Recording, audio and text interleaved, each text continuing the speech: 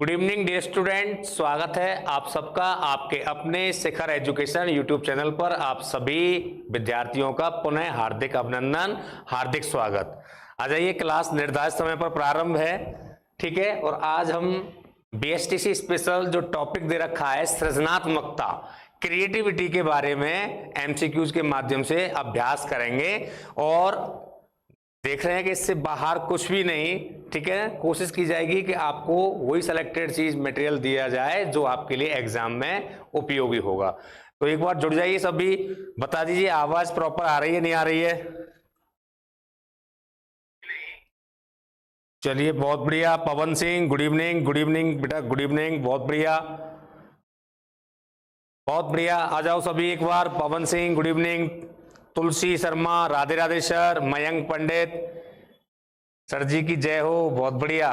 चलिए स्टार्ट करते हैं। आज का पहला प्रश्न ये रहा आपकी स्क्रीन पर। विद्यालय में पाठ्य सहगामी क्रियाओं का सर्वाधिक महत्वपूर्ण उद्देश्य क्या है? विद्यालय में पाठ्य सहगामी क्रियाओं का सर्वाधिक महत्वपूर्ण उपयोग क्या है या उद्देश्य क्या है? बच्चों का सर्वांगीण विकास करना, पाठ्यचर्या में अभिरुचि का विकास करना, विद्यालय में वातावरण को आकर्षक बनाना या अभिभावक शिक्षक संबंध को सशक्त यानी मजबूत बनाना।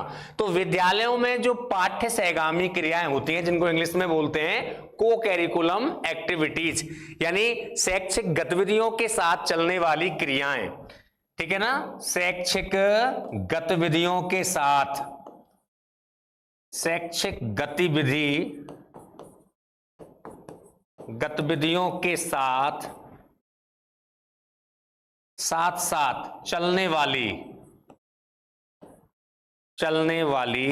क्रियाएं क्या कहलाती हैं? पाठ्य सहगामी क्रियाएं कहलाती हैं, को करिकुलम एक्टिविटीज कहलाती हैं। राधे राधे, इट्स लकी सारस, पवन सिंह बहुत बढ़िया, लक्की बघेल राम राम साहब, राम राम, ठीक है।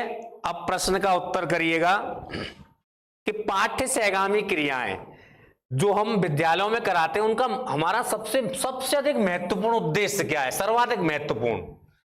तो देखिए, बच्चों का सर्वांगीण विकास, पाठ्यचर्या में अभिरुचि, बच्चा कैरिकुलम में रुचि ले, विद्यालय में वातावरण, विद्यालय का जो वातावरण है उसको आकर्षक बनाया जाए या अभिभावक जो और शिक्षक संबंध है उनको सशक्त यानी मजबूत बनाना। तो इस पहले ही प्रश्न का उत्तर क्या रहेगा कि विद्यालय में जो बेटा पाठ्य सहगामी क्रियाएं होती हैं, वैसे तो ये तीनों ही जो हैं, पाठ्यचर्या में अभिरुचि का विकास करना ये भी ठीक है, विद्यालय में वातावरण को हमें आकर्षक बनाना तो ठीक है, अभिभावक शिक्षक संबंधों को भी इसमें क्या करते हैं, सशक्त बनाना, ठीक है। लेकिन सबसे महत्वपूर्ण कौन सा है कि पाठ्य सहगामी क्रियाओं का जो मुख्य उद्देश्य है वो क्या है? बच्चों का सर्वांगीण विकास। तो इस सर्वांगीण विकास शब्द में सब कुछ शामिल हो जाता है, ठीक है ना। आंसर किया करो, क्वेश्चनों के आंसर दिया करो। और एक बार जितने भी विद्यार्थी जुड़ गए हैं वो अपने अपने फ्रेंड्स को सूचित कर दिया करो कि क्लास प्रारंभ हो गई है, ठीक है ना। सूचित जरूर कर दिया करो। हाँ बिल्कुल पवन सिंह, ए आंसर। दीक्षा शर्मा बहुत बढ़िया, नमस्ते बेटा, नमस्ते, ठीक है ना। चलिए, बहुत ही अच्छा प्रश्न है। पाठ्य सहगामी, तो पाठ्य सहगामी का मतलब शैक्षिक गतिविधियों के साथ साथ चलने वाली क्रियाएं। अब देखो पाठ्य सहगामी क्रियाएं क्या होती हैं, जैसे अपन सांस्कृतिक कार्यक्रम कराते हैं, सांस्कृतिक कार्यक्रम, कल्चर इवेंट होते हैं स्कूलों में, वो आपके पाठ्य सहगामी क्रियाओं में आएगा। जैसे अपन वाद विवाद प्रतियोगिताएं कराते हैं, डिबेट, वाद विवाद, वो आपकी किस में आएगा? आपके पाठ्य सहगामी में। जैसे कोई भी प्रतियोगिताओं का आयोजन करते हैं, खेल प्रतियोगिता है, सांस्कृतिक प्रतियोगिताएं हैं, आपके महापुरुषों की जयंतियां हैं, ये सब किस में आते हैं? सह शैक्षिक गतिविधियों में आते हैं, जो हमारे शैक्षिक वातावरण को समुचित बनाने का काम करते हैं। और इन शैक्षिक गतिविधियों का मुख्य उद्देश्य क्या होता है? स्टूडेंट का, विद्यार्थी का सर्वांगीण विकास करना, ठीक है ना। नीतू बघेल राधे राधे बेटा, राधे राधे। आर चौधरी बहुत बढ़िया। चलिए आगे देखें अगला प्रश्न। नवीन मौलिक एवं उपयुक्त विचारों या कार्यों को उत्पन्न करने की योग्यता संबंधित है।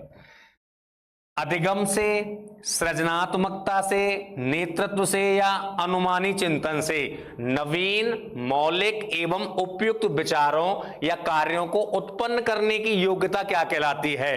क्या अधिगम से, सृजनात्मकता, नेतृत्व से, अनुमानी चिंतन, ये योग्यता किससे संबंधित है? नवीनता, मौलिकता, उपयुक्त विचार या कार्यों को उत्पन्न करने की योग्यता, ये एबिलिटी किससे संबंधित है?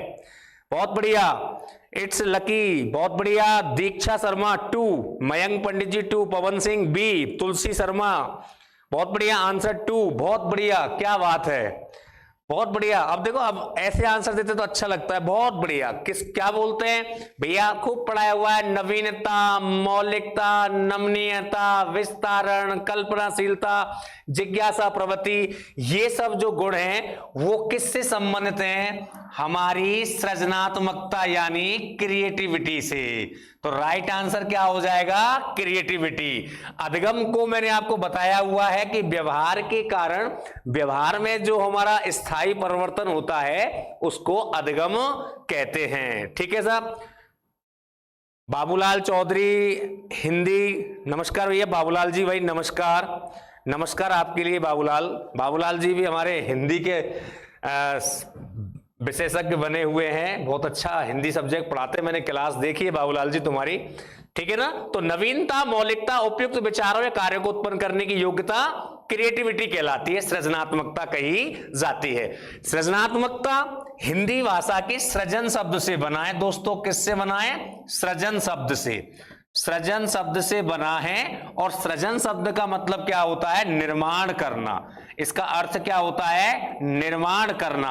तो किसी भी चीज का निर्माण करने के लिए बच्चों के अंदर नवीनता का भाव होना चाहिए, उनके अंदर मौलिकता, मौलिकता का मतलब होता है कुछ अनूठा कार्य करना, कुछ अनोखा कार्य करना, उनमें उपयुक्त विचार या कार्यों को उत्पन्न करने की एक विचारावेश, जिसको कि ब्रेन स्टॉर्मिंग या विचार उद्वेलन विधि भी कहते हैं, वो योग्यता उनके अंदर होती है। ठीक है बेटा, तो बहुत बढ़िया, सृजनात्मकता। आगे चलो।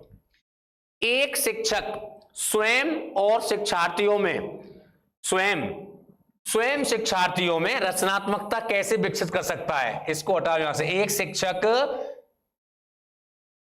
एक शिक्षक स्वयं शिक्षार्थियों में रचनात्मकता कैसे विकसित कर सकता है? किसी रचनात्मक कार्य की प्रशंसा करके, नए लक्ष्य निर्धारित करके, नई अद्यतन जानकारी दे करके, या विचार उत्तेजक खेल खिलाकर कैसे कर सकता है? बताइए कैसे कर सकता है? आंसर करो। क्वेश्चन नंबर 3 का आंसर दीजिए फटाफट, आंसर किया करो फटाफट से। पवन सिंह डी, बहुत बढ़िया। विचार उत्तेजक खेल खिलाकर।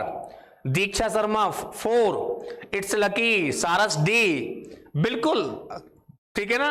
तो देखो, सृजनात्मकता का जो, रचनात्मकता का मतलब क्या होता है? सृजनात्मकता, मैंने बताया था, सृजनात्मकता या रचनात्मकता, क्रिएटिविटी, ठीक है। लैटिन शब्द क्रिएर से बना है, क्रिएर का मतलब होता है टू मेक, यानी बनाना, कुछ भी नवीन उत्पाद, नया निर्मित करना। ठीक है, बहुत बढ़िया, सबके आंसर बढ़िया आ रहे हैं, बहुत बढ़िया। उत्तम सिंह, नीतू बघेल, बहुत बढ़िया, बहुत बढ़िया। मयंक, तुलसी, बहुत बढ़िया बेटा, शाबाश, बिल्कुल। तो शिक्षार्थियों में अगर हमें रचनात्मकता विकसित करनी है तो भैया उसको ऐसे खेल खिलाओ, विचार उत्तेजक खेल। जैसे मैंने आज ही आपको पढ़ाया था कि अगर आपको भारत देश का प्रधानमंत्री बनाया जाए तो आप क्या करोगे? ये कहीं ना कहीं आपके अंदर रचनात्मक प्रवृत्ति का विकास करेगा। ऐसे खेल खिलाओ जिससे कोई नवीन उत्पाद, कुछ नवीनता, कुछ नवीन होने की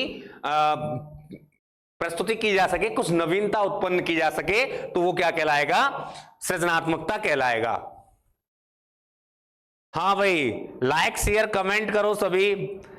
हाँ कमेंट करो, लेकिन कमेंट केवल क्वेश्चन आंसर के उत्तरों पे करिए, ठीक है बेटा। चले आगे, अगला प्रश्न।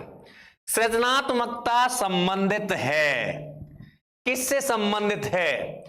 अभिसारी चिंतन, अपसारी चिंतन, एल्गोरिथमिक चिंतन या क्रमबद्ध चिंतन। अब अभिसारी बोले तो कन्वर्जेंट थिंकिंग, अपसारी बोले तो डाइवर्जेंट थिंकिंग, एल्गोरिथमिक थिंकिंग या सीक्वेंस थिंकिंग। सृजनात्मकता कौन का संबंध किससे है बताइएगा।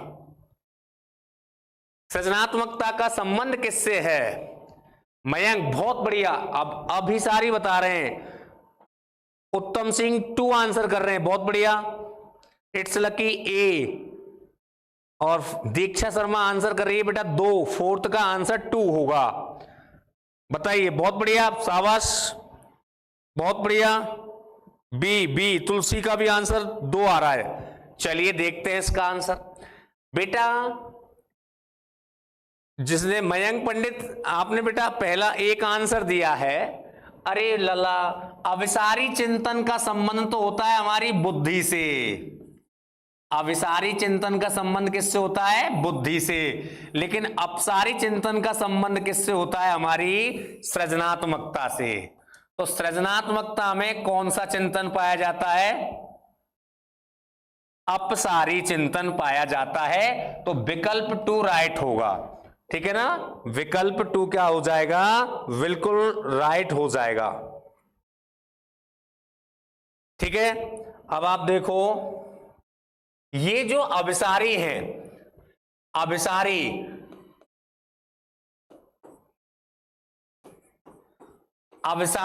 और अपसारी, ये जो दोनों शब्द दिए हैं, ये दोनों पद किसने दिए? मैंने आपको बताया है जेपी गिलफोर्ड के द्वारा। ये दोनों पद किसके द्वारा दिए गए हैं? J P Guilford.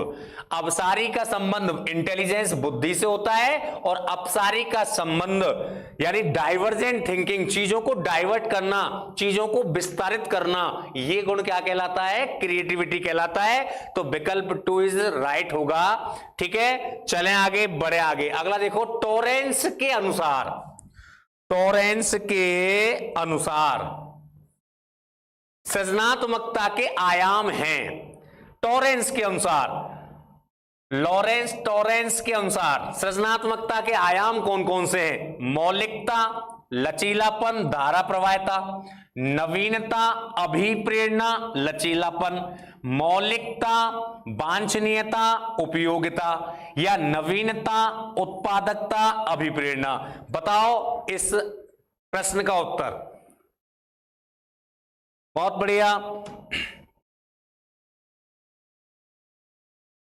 बहुत बढ़िया, बहुत बढ़िया। पवन सिंह ए, 5th का आंसर ए। दीक्षा शर्मा ए, वंदना डांगुर ए, बहुत बढ़िया ए। तुलसी शर्मा ए, क्या बात है, बहुत बढ़िया। पवन सिंह ए, आर चौधरी ए, बहुत बढ़िया, बहुत बढ़िया, बहुत बढ़िया। नीतू ए, उत्तम ए, ए, बिल्कुल। चलो आप सब ए कह रहे हैं तो बिल्कुल सही होगा। मौलिकता, लचीलापन और धारा प्रवाहता। टॉरेंस के सृजनात्मकता के मापन में इन तीनों का ही तो क्या किया जाता है? मापन। कौन कौन से? मौलिकता, लचीलापन को नमनीयता भी बोल सकता है, और धारा प्रवाहता। बिल्कुल राइट आंसर है सभी बच्चों का। बहुत बढ़िया, बहुत बढ़िया। पायल कुंतल ए, बहुत बढ़िया बेटा, शाबाश। चलिए, बिल्कुल राइट आंसर दिया है टॉरेंस। अब देखो, टॉरेंस को क्या बोलते हैं? आधुनिक सृजन शास्त्र का पिता। आधुनिक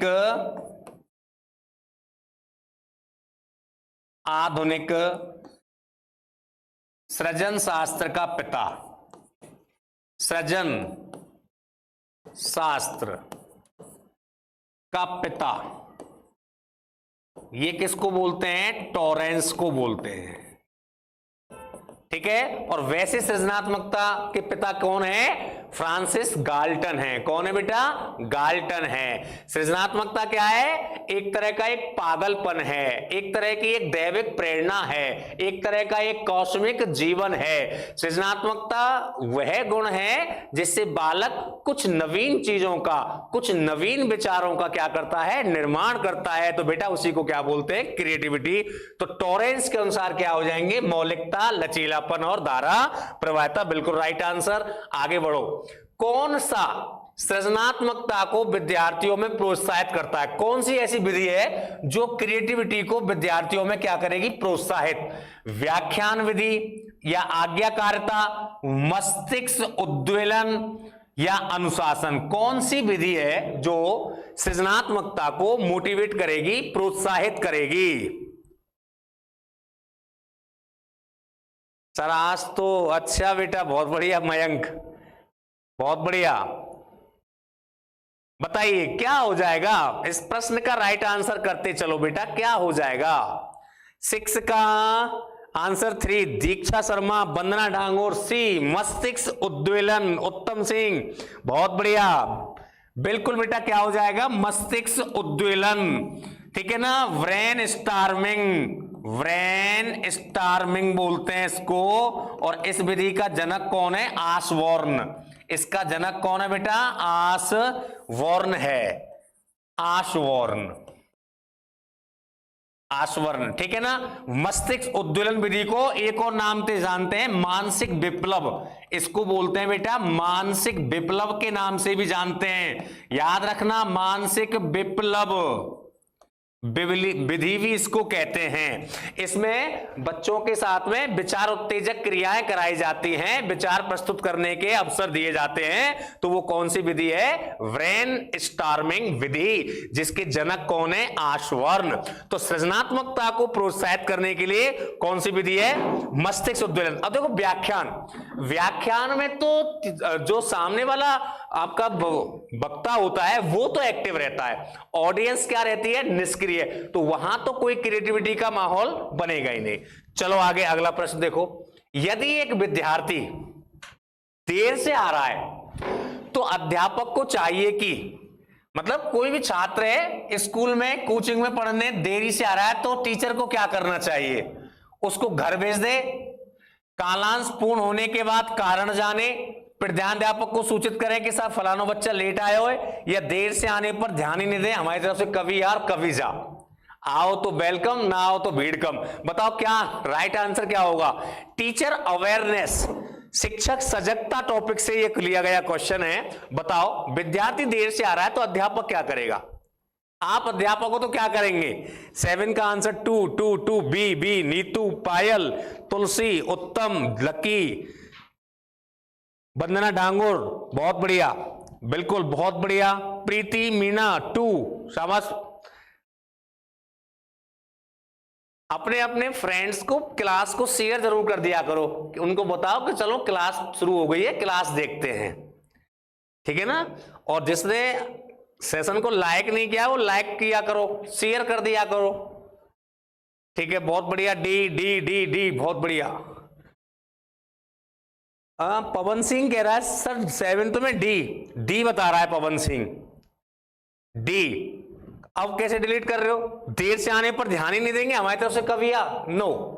इसका मतलब आप एक रेस्पॉन्सिबल टीचर नहीं हो। इसका मतलब टीचर क्या है? रेस्पॉन्सिबिलिटी लेने से बच रहा है, ठीक है ना भैया। सबसे पहले उसको घर भेज दें, नहीं साहब। कालांश पूर्ण होने के बाद कारण जाने, ठीक है।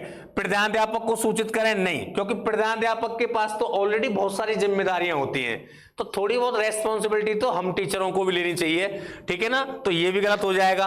देर से आने पर ध्यान ही नहीं दें, ये भी चीज गलत होगी। तो आप क्या करेंगे?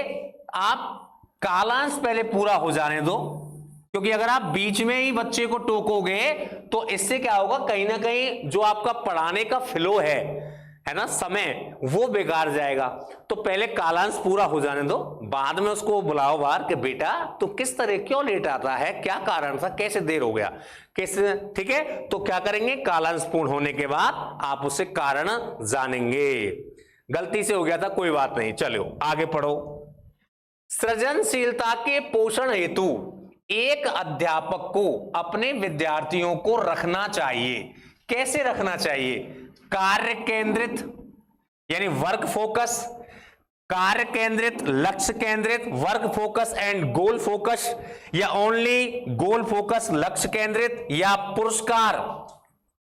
बताइए क्या करेंगे? सृजनात्मक सृजनशीलता के पोषण, पोषण का मतलब होता है विकास करना।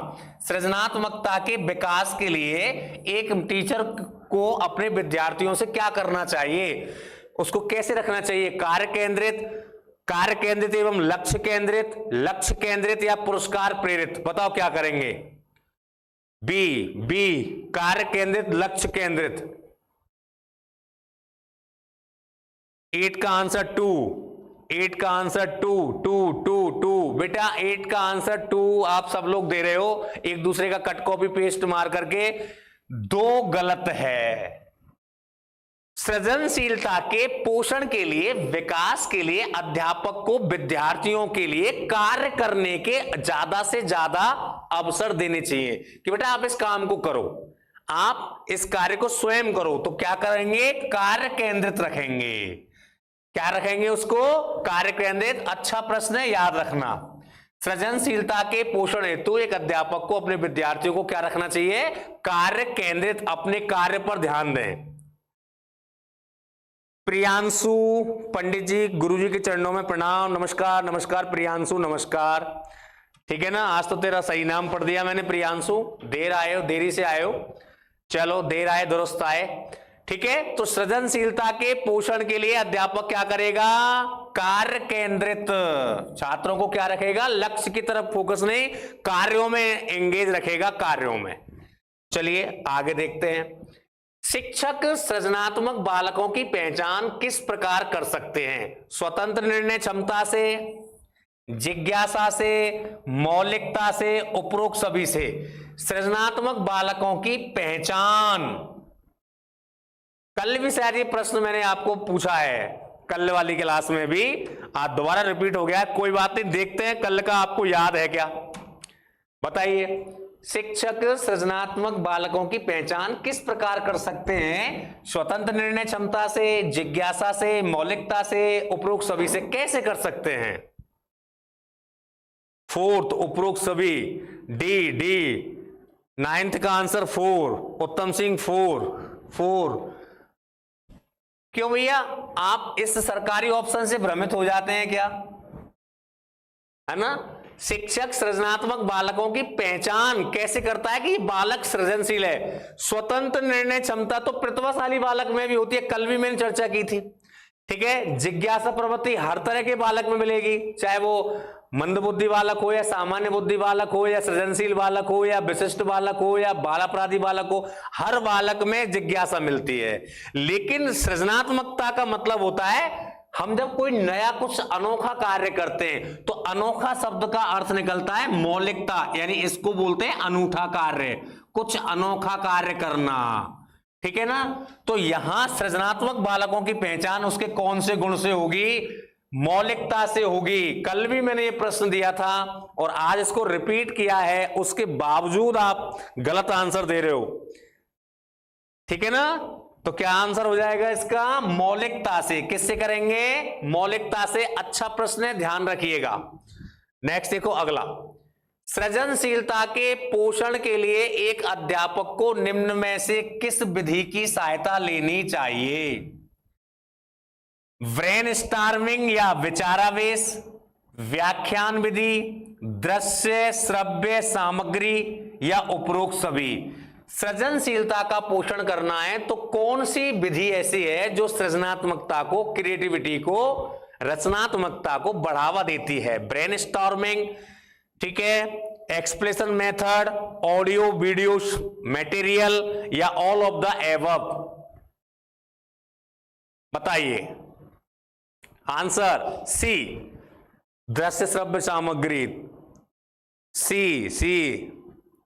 एक ने स्टार्ट कर दिया, वंदना डांगोर 1, 10 का answer 1, Neetu 3, A R Chaudhary A, बहुत बढ़िया।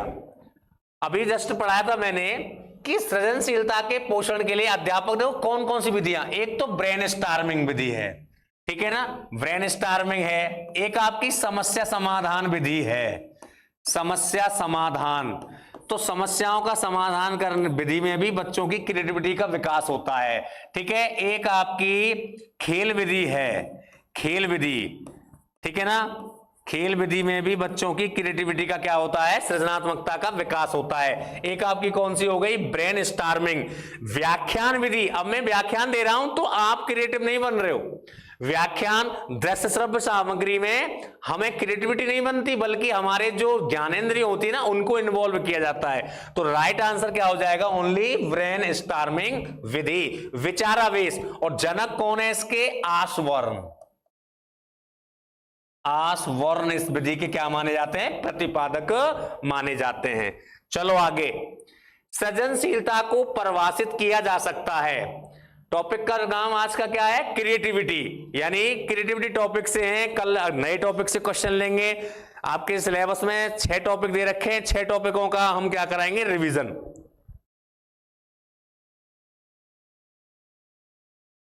प्रियांशु, अच्छा, चलो देखो आगे। सृजनशीलता को परिभाषित किया जा सकता है मौलिक विचार निर्माण से, मौलिक उत्तर और समाधान सुझावों से,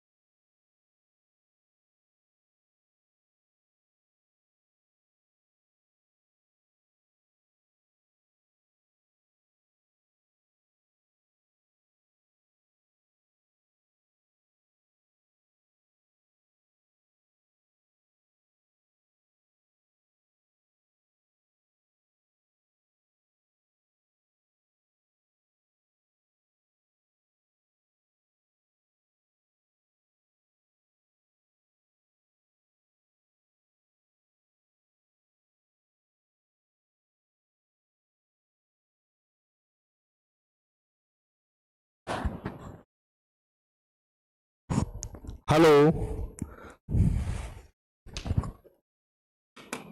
हेलो हेलो हेलो, आ रही है ना? अब तो आ रही है।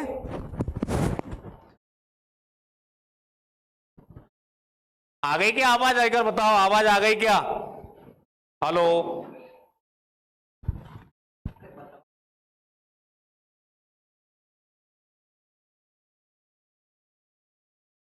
आ गई आ गई आ गई आ गई, बहुत बढ़िया। चलिए, आ गई तो बहुत अच्छी बात है। आप सृजनात्मकता के विकास हेतु कौन सी शिक्षण विधि अपनाएंगे? ये तो दोबारा रिपीट हो गया।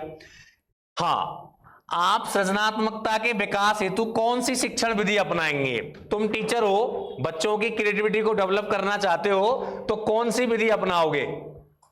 बताइए, कौन सी विधि अपनाओगे? समस्या समाधान विधि, कहानी विधि, व्याख्यान विधि, व्यक्ति इतिहास विधि, कौन सी विधि अपनाओगे? हाँ सर, आ गई प्रीति, बहुत बढ़िया। दीक्षा शर्मा कह रही है सर एक। हाँ गुरुजी, दीक्षा बहुत बढ़िया। उत्तम सिंह 12 का 1, पवन सिंह ए, तुलसी शर्मा ए। सर पहले वाला भी क्वेश्चन दोबारा करा दो। ओके, पहले वाला क्वेश्चन दोबारा करा दें। लो बेटा, दोबारा करा देते हैं। सृजनशीलता को परिभाषित किया जा सकता है, तो सृजनशीलता को अपन मौलिक विचारों से, समाधान शक्ति से और उत्तर निर्माण, ये तीनों ही जो चीज है ना वो क्रिएटिविटी में शामिल होती है। तो क्रिएटिविटी का मतलब है मौलिक विचार, समाधान और उत्तर निर्माण। ठीक है। क्वेश्चन नंबर 12 में सृजनात्मकता के विकास के लिए अभी मैंने आपको बताया था कौन कौन सी विधियां लिखाई थी। देखो, समस्या समाधान विधि, ब्रेनस्टॉर्मिंग विधि, खेल विधि। अब यहां पर आप देखो क्या पूछ रहा है कि सृजनात्मकता के विकास में कौन सी शिक्षण विधि अपनाएंगे, तो यहां पर कौन सी अपना लेंगे? समस्या समाधान विधि। कौन सी विधि अपनाएंगे? समस्या समाधान, बिल्कुल राइट है, बहुत बढ़िया। आगे चलो, आगे बढ़ो। किस मनोवैज्ञानिक का विचार है कि सृजनात्मकता का शिक्षण नहीं हो सकता है? सरलीकरण के लिए सृजनात्मकता चिंतन में बाधक तत्वों को दूर किया जाना चाहिए, यह कथन किसका है? कौन सा ऐसा मनोवैज्ञानिक है जो यह मान रहा है कि सृजनात्मकता का शिक्षण तो नहीं हो सकता, लेकिन सरलीकरण के लिए सृजनात्मक चिंतन में बाधक तत्वों को दूर किया जाना चाहिए? यह कथन किसने दिया है? स्टेटमेंट है ये, और ये स्टेटमेंट कौन से मनोवैज्ञानिक ने दिया है? क्यूबी ने। याद रखना, यह कथन किसने दिया है? क्यूबी ने। ठीक है ना? हर चीज कभी कभी हम नोट्स में नहीं लिखवा पाते हैं, लेकिन क्वेश्चनों में चीज आती है तो वहां पर भी आपको ध्यान देना होता है बेटा। हर चीज नोट्स में नहीं मिल सकती है। ठीक है ना? ये स्टेटमेंट है, स्टेटमेंट का कोई पता नहीं होता है, कोई सा भी डाल देता है।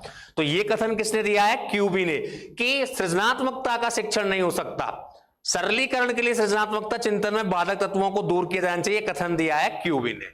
चलिए आगे। टॉरेंस के अनुसार सृजनात्मकता के तत्व हैं मौलिकता, विनोद प्रियता, जिज्ञासा, उपरोक्त सभी। तो टॉरेंस ने मौलिकता, विनोद प्रियता का मतलब एक तरह से नमनीयता, लोचनीयता, जिज्ञासा प्रवृत्ति, विस्तारण शक्ति, ये सब आपके किसके गुण हैं? ये सृजनात्मकता के तत्व हैं। तो यहां आंसर क्या हो जाएगा? क्वेश्चन नंबर 4 का 14 का आंसर हो जाएगा उपरोक्त सभी। क्या हो जाएगा बेटा? उपरोक्त सभी। ठीक है, चलें आगे, बढ़े आगे। चलिए अगला।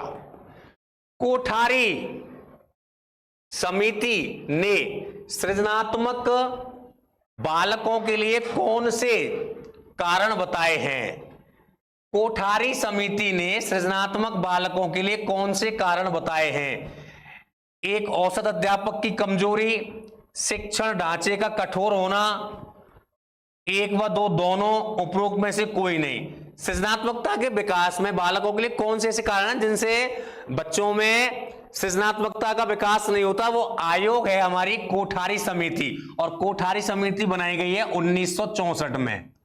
1964-66 में कोठारी समिति का निर्माण हुआ था। इसके अध्यक्ष थे professor DS Kothari. DS Kothari, Daulat Singh Kothari इसके कौन थे? अध्यक्ष थे। ठीक है ना? अब कोठारी आयोग ने सृजनात्मक बालकों में सृजनात्मक का विकास क्यों नहीं होता, उसके क्या कारण बताए हैं? तो एक तो औसत अध्यापक की कमजोरी है। बहुत से अध्यापक क्या करते हैं? क्रिएटिविटी का, good evening, good evening, it's lucky, okay sir, okay, बहुत बढ़िया। हाँ बिल्कुल, केपी अधाना सर कह रहे हैं इंग्लिश की क्लास अब 8 से होगी। ओके, अच्छी बात है। Okay, good evening, good evening, good evening Payal, बहुत बढ़िया, बहुत बढ़िया। चलो आगे। तो देखो, औसत अध्यापक की एक तो कमजोरी और एक हमारे शिक्षण ढांचे का कठोर होना।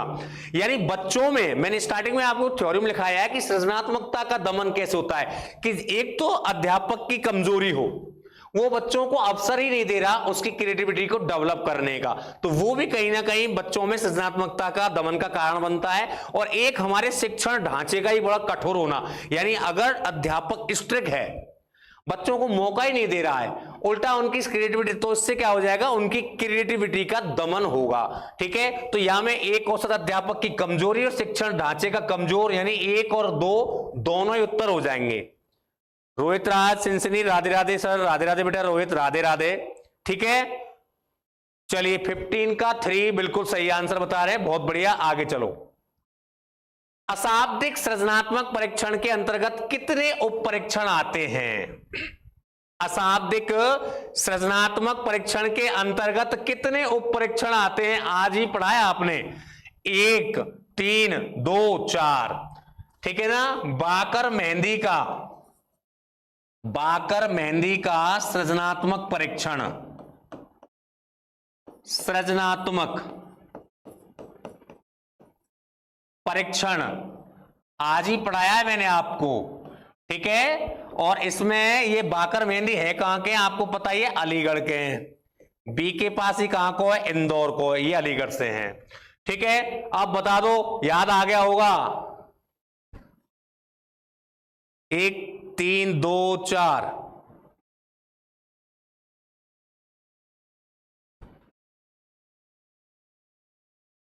कितने उप परीक्षण आते हैं? उप परीक्षण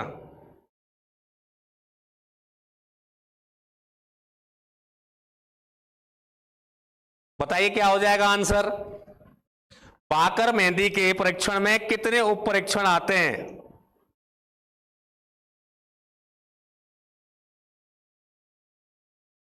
आंसर करो सारे बच्चे।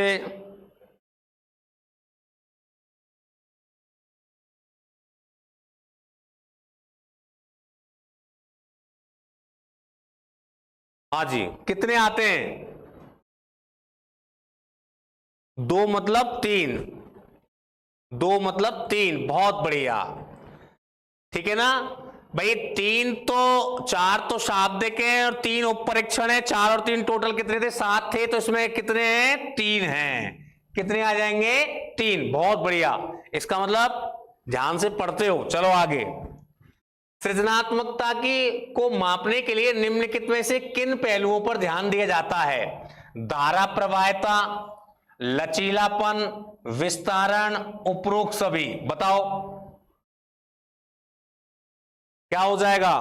ऑप्शन 2। बहुत बढ़िया, बहुत बढ़िया, बहुत बढ़िया, बहुत बढ़िया। बताओ, आंसर करिए सारे बच्चे, फटाफट से आंसर करिए। बहुत बढ़िया,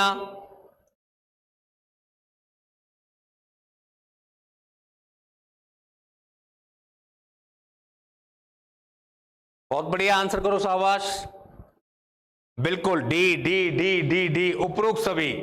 किन पहलुओं पर? देखो, धारा प्रवाहिता, लचीलापन, विस्तारण, और एक और रह गया इसमें, 4 ही तत्व तो लिखाते हैं, मौलिकता। ठीक है ना, मौलिकता। ये सृजनात्मकता के क्या हैं? पहलू हैं। 4 पहलू होते हैं, धारा प्रवाहिता, फ्लुएंसी, लचीलापन, फ्लेक्सिबिलिटी, विस्तारण, आपका एक्सटेंशन और मौलिकता। ये 4 तत्व होते हैं। बिल्कुल राइट है। चलो आगे। भारत में सृजनात्मक परीक्षण की स्थापना किसने की थी? इनमें से आज ही पढ़ाया क्लास में, पाश्चात्य पढ़ाए थे, विदेशी पढ़ाए थे और आपको भारतीय बताए थे। इनमें से आपको कौन सा भारतीय दिख रहा है? बाकर मेहंदी, मेहता, चंद्रमोहन भाटिया, स्वामी विवेकानंद। है तो चारों ही भारतीय, पर सृजनात्मकता के परीक्षण में जो भारतीय है उसका नाम बताओ। क्वेश्चन नंबर 18 बताओ कौन है? बहुत बढ़िया, दीक्षा शर्मा सबसे पहले आंसर दे रही, बहुत बढ़िया। प्रियांशु पंडित, बहुत बढ़िया। तुलसी शर्मा, बहुत बढ़िया, बहुत बढ़िया, सही है, बिल्कुल सही है। बाकर मेहंदी, 2 ही नाम तो बताए, बाकर मेहंदी, और एक बताया था आपको B K Pasi. B K Pasi from Indore, Baqar Mehndi from Aligarh. ठीक है ना, इन्होंने सृजनात्मक, ये सृजनात्मकता के भारतीय परीक्षक हैं। और वैसे आपके विदेशी में आते हैं, टॉरेंस का आता है, जेपी गिलफोर्ड का आता है, गेटजेल का आता है। ये आपके कौन है? विदेशी हैं। क्लियर है? बहुत बढ़िया। चलो आगे बढ़ो, आगे। और इसी के साथ आज के प्रश्नों का कारवा हमारा यही समाप्त होता है। कल फिर एक नए सेशन के साथ में मिलेंगे। बेटा 7:30 बजे क्लास प्रारंभ होती है, 7:30 बजे जुड़ जाया करो। ठीक है ना, और इसके बाद जस्ट आपके इंग्लिश की क्लास होनी है। ठीक है ना, मेहनत करते चलो, लहरों से चल के नौका पार नहीं होती, और कोशिश करने वालों की कभी हार नहीं होती।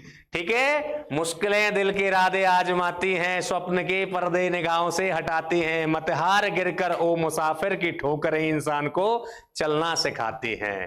ठीक है, तो बस हंसते रहो, गाते रहो, गुनगुनाते रहो। ठीक है, याद रखना, मस्त रहा करो, पढ़ाई का प्रेशर नहीं लेना है, अच्छे से तैयारी करके समझ के चीजों को चलना है। कोई खास ऐसा कठिन काम नहीं है जो तुम लोग नहीं कर सको। ठीक है, ओके बेटा, थैंक यू।